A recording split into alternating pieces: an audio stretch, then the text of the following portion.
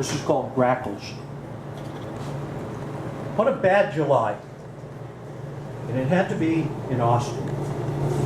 The grackles that she loved gathered in the branches of a magnolia outside the window of the CCU, but she didn't see them.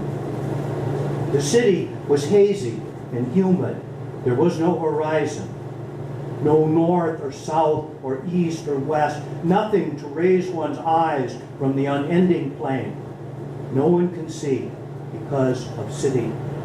I said, look, those grackles, they've come to take you. But she didn't see them, breathing through a tube, still with me, but barely, squeezing my fingers, dying.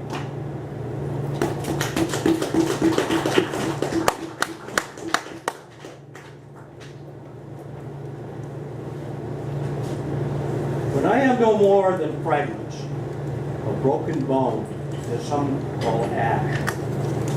Though bones can't see, scatter me in the bosque, for I can watch the mountains from places I first saw eternity, or at least the first blue line of it, and then behind in fading layers until the Sierra has turned the shade of sky and lost the defining line between.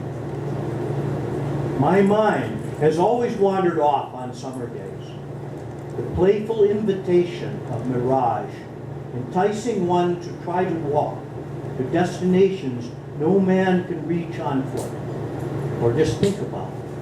No trees to intervene between his thoughts and God, the way Allah was first a desert God.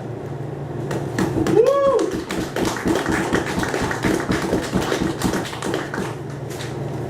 Okay, this third section. Let me ask, take a count of hands. How many of you have written a poem and awakened to discover that you had no idea how it got there, or what you were thinking, or what anything was thinking? It just appeared.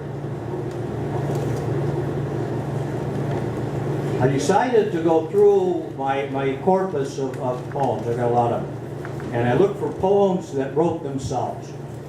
If I were going to make a big chapbook, I would say poems that wrote themselves.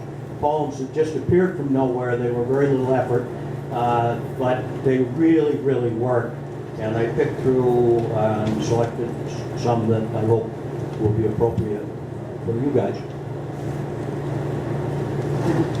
First one is called Jet Lag. Some part of me is still in Turkey. I cannot sleep. What the hell time is it in Istanbul? 9 hours later is 13:31. My mind is not in bed with me, but riding on the tram, trying to remember stops to Sultanahmet, Findexade, something Sekti, Lalele, Yusuf Pasha, Beyazi, Cimbarlitosh, a suave, low female voice from a celestial source behind the reader board, phonemes cupped in her pursed lips like sugar cubes, like an invisible kiss, recites Askarai, Burhane, Kabetash, in seducing tones. I don't want to get off, but ride this back to Bellingham.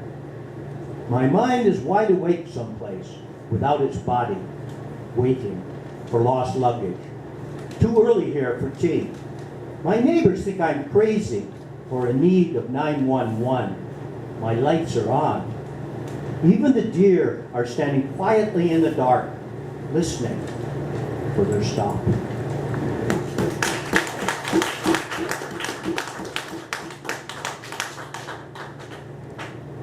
A little closer to home, this is called the Goat Island Battery. Back between 1890 and 1900, we were pretty certain the Japanese were going to attack Connor. So they built a 6-gun battery of 6-inch naval rifles on Goat Island, which guards the south end of the Swinomish Channel. It's called Goat Island Battery. Monuments to change perceptions. These batteries once covered every estuary, strait, and cove, and Puget Sound. Our continent, a landlocked ship, with 12-inch rifles aimed at ghosts who never came.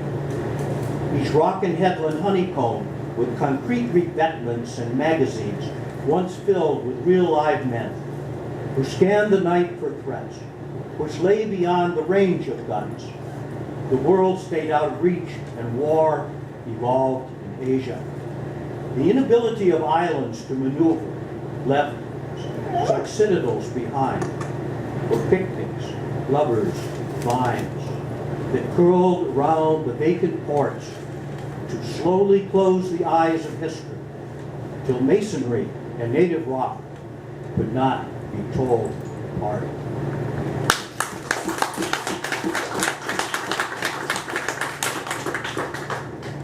It's called Fresh Out of Proxies.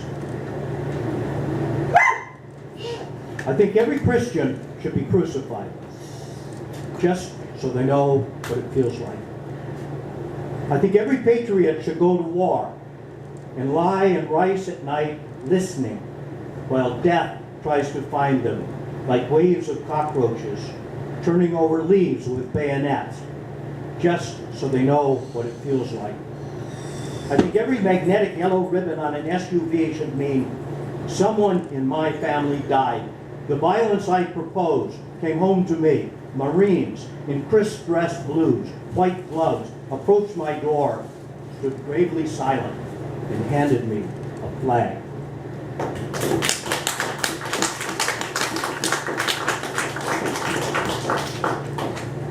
It's called Pictures of the Dead.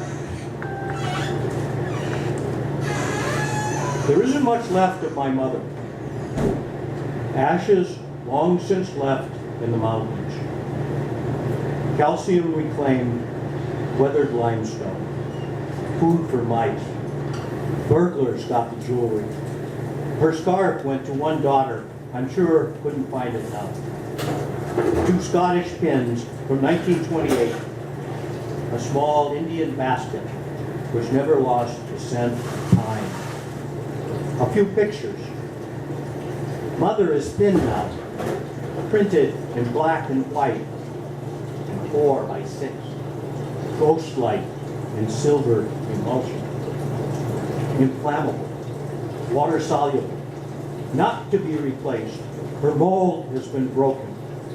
Oblivion stands on my kitchen counter with my father's rifle jauntily across her shoulder, the way I remember her, one slip away from forever.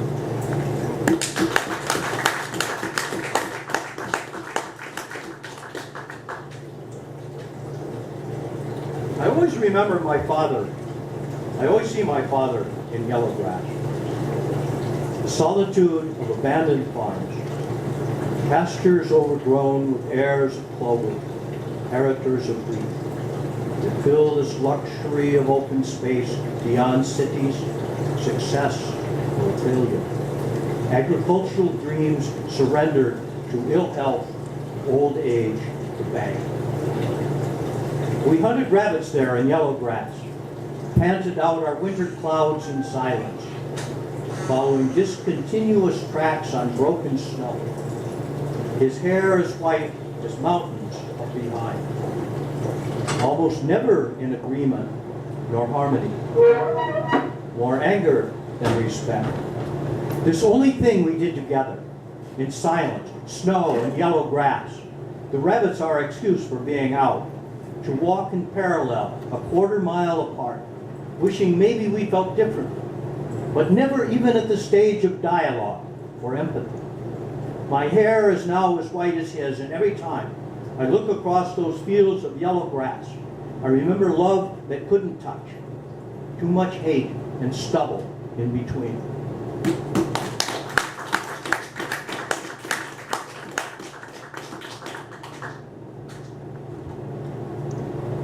And this is another New Mexico poem. This is called Dust Bowl. O'Brien called it quits in 1937. Every year, he nailed his old license plate inside his shed. There wasn't any 1938. He left quick or mad, I guess. His wife's enamel basin sat out in the yard, along with cans, a coffee pot, kitchen table with a broken leg, his paint chewed off in curls by hungry sun. Bean farmers. Once I found a single bean curled around barbed wire, atop a 4-foot post just visible above the sand. The old windmill had gaps between its teeth, creaked and rattling in wind beside an empty tank, all shot with holes by hunters. No matter, no water left to pump. Still bright, well galvanized, it flaked away around the holes. Didn't know how they left without a car. Perhaps they walked, or neighbors drove them to the stop at McIntosh, 20 miles over toward Estancia. They left a Model T like the ribcage of Thanksgiving's turkey underneath the junipers, where a great horned owl slept by day in shade while sunlight sparkled off a broken glass and quartz brought up by hands. I wondered if they'd been too busy to be neat and threw their trash out through the door, or if the house exploded at the end, blew out the windows, left wallpaper in strips that twisted slowly in wind like Buddhist prayers. The old screen door slapped for 20 years. Mourning doves sang elegies for O'Brien's second daughter, born dead by lamplight and buried among the joyas above the cistern. It rained one day in April, first time in years. We put down our rifles and danced.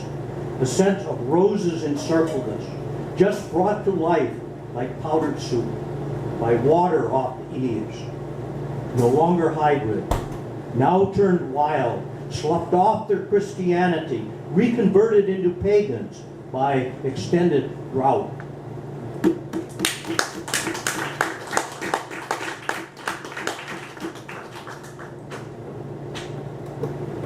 Some of the meaning of this poem is embedded in the choreography of Bolero's,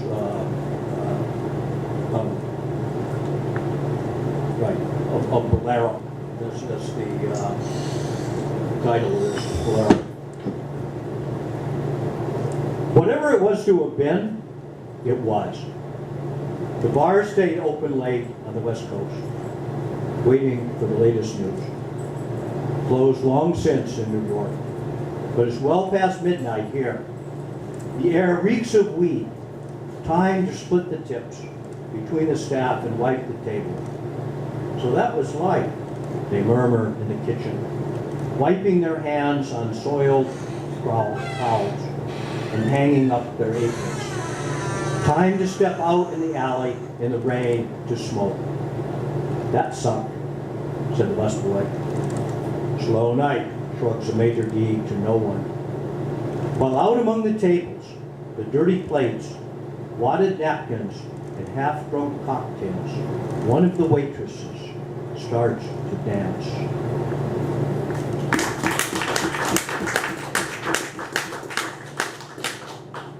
Okay, and the last one in this set is called Waiting.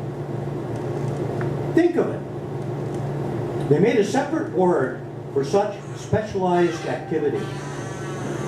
Wading. An animal walking in water, not swimming, or just perambulating, ambling, strolling, trotting, running, wading.